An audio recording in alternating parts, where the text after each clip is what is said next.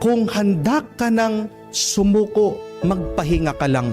Huminto, pero wag kang bibitaw, wag kang aalis, wag kang uurong. Hindi mo alam, kapatid, baka sa isang pagsubok mo na lang, panalo ka na.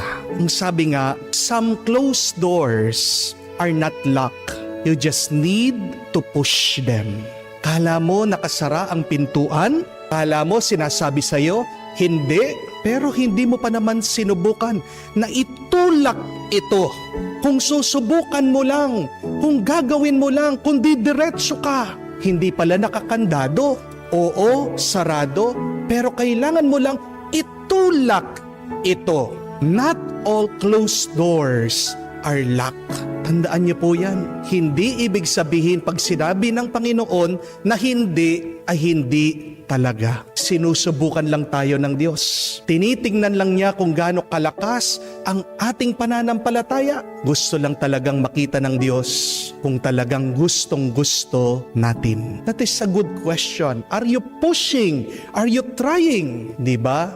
Ang push ay acronym PUSH. Ibig sabihin, pray until something happens. Do you keep on praying? Do you keep on trusting the Lord? Tandaan niyo po, walang nananalo na sumuko.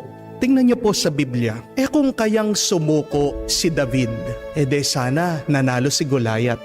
Kung sumuko kaya itong si Jose na pinagbili ng kanya mga kapatid, de sana nakakulong pa rin siya doon sa kulungan. Hindi siya naging kanan kamay ng paraon, ng Pharaoh. Kung sumuko si David, hindi siya naging hari. Amen?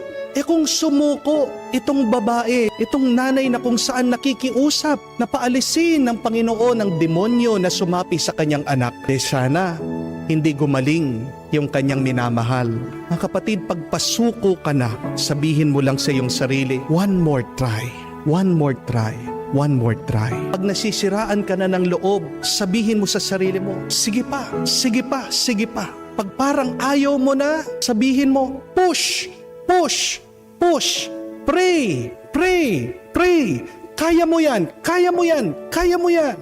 Kasi sometimes in life, you also need to become your coach, your cheerleader, your motivator. Tayo na nga yung nakikidigma, tayo na nga yung nakikilaban, tayo na nga yung nakikipagsapalaran. Pero pag wala sa labas na nagpapalakas sa iyo, nagtutulak sa iyo, nasa loob din natin ang banal na Espiritu. Remember that, my dear friends?